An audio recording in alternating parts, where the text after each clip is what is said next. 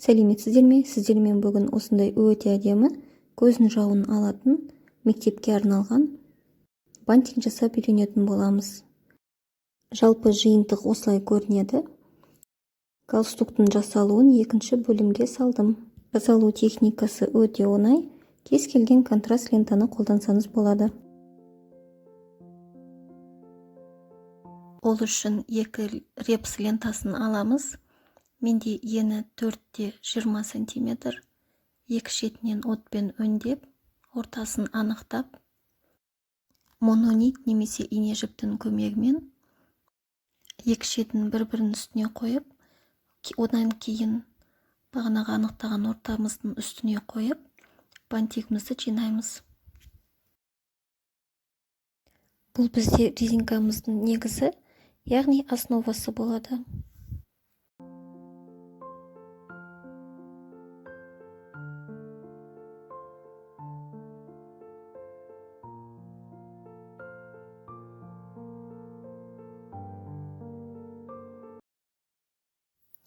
Енді екінші бантигіміз үшін ені 2,5 см, ұзындығы 19 см болатын 2 репс лентасын алып, дәл жаңағыдай бантик құрастыратын боламын.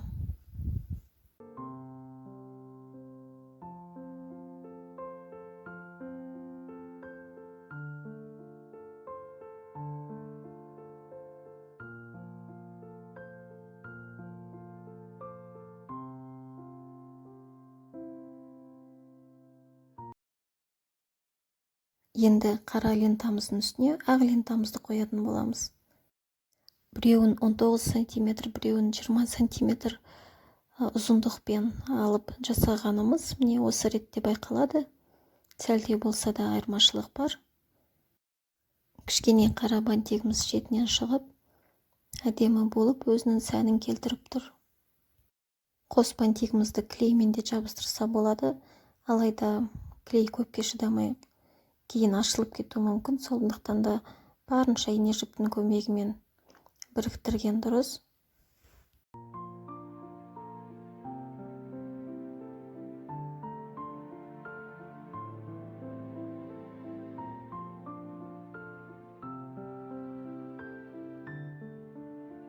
Енді резинка немесе заколка орнатуға болады. Менде резинка. Бұл ретте де барынша ине жіптің көмегімен резинканы біріктіргеніміз дұрыс.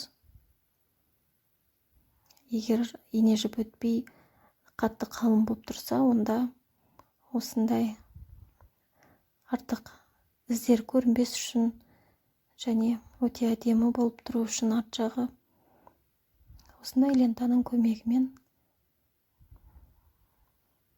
жауып, керек емес артық жерін кесіп тастаймын. Енді сәндік үшін менде шілтері, кружева, ені 4 см, ұзындығы 30 см. Видеода көрсетілгендей, шетіндегі қалың жолақтың бойымен ине жіптің көмегімен соңына дейін жинайтын боламын.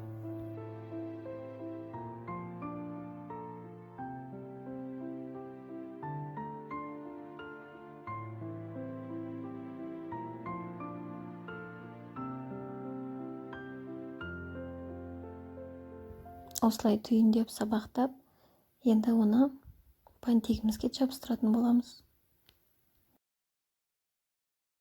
Енді ең үстінде бізде осындай канзаши гүлі тұратын болады.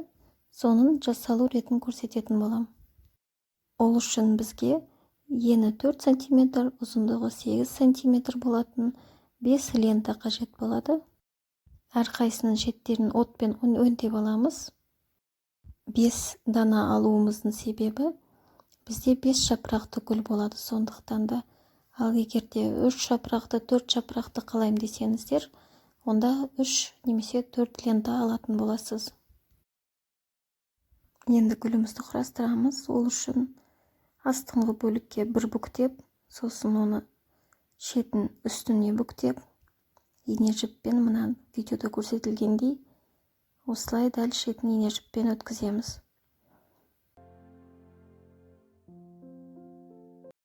лентамыздың екінші бөлігімен де дәл солай. Алдымен астыңғы бөлігіне міне қайырып, сосын оны үстіңгі бөлігіне қайырып, бұл біздің бір гүліміздің жапырақшасы. Менде алдымда камера тұрғандықтан сәл ыңғайсыздау болып тұр. Алайда камера кедергі болмаған жағдайда бұл тез әрі оңай жиналады. Жіпті үзбей, бірінен соң бірін тізбектеп, дәл осылай 5 лентамызды 5 жапырақша, 5 гүл ретінде жинап шығатын боламыз.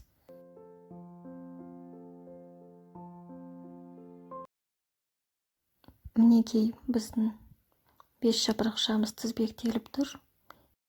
Ғана бастапқыда жапырақтарымызды бірінен соң бірін жинаған кезде шетін бос қалдырған едім.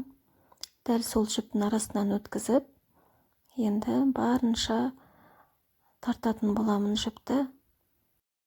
Осылайша біздің кансаши гүліміз дайын болады. Қатты күш салмаңыздар, себебі үзіліп кетсе, бұның бәрі тарқап кетеді. Сондықтан барынша ұқыптылықты және барынша тиянақтылықты қажет етеді.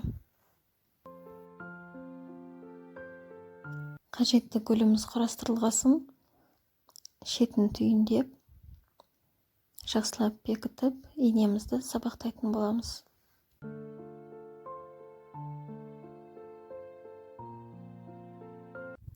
Мінекей кансаши гүліміз дайын. Енді оны бантигімізге жабыстыратын боламыз.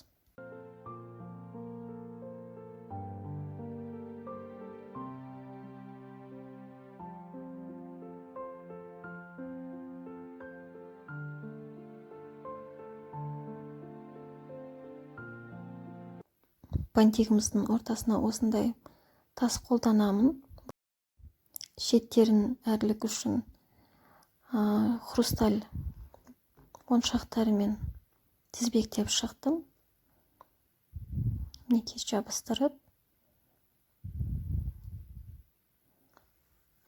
осылайша біздің бантиктеріміз дайын болды. Сіздерге ұнады деген ойдамын. Міндетті түрде лүпілдеріңізді және пікірлеріңізді қалдыра өтіңіздер. Дәл осы видеоның описаниесінде сілтемеде осы броштардың жасалу реті көрсетілген. Кішкентай ханшайымдарыңызға жасап көріңіздер, немесе тапсырысқа да дәл осы техникамен жасауға болады.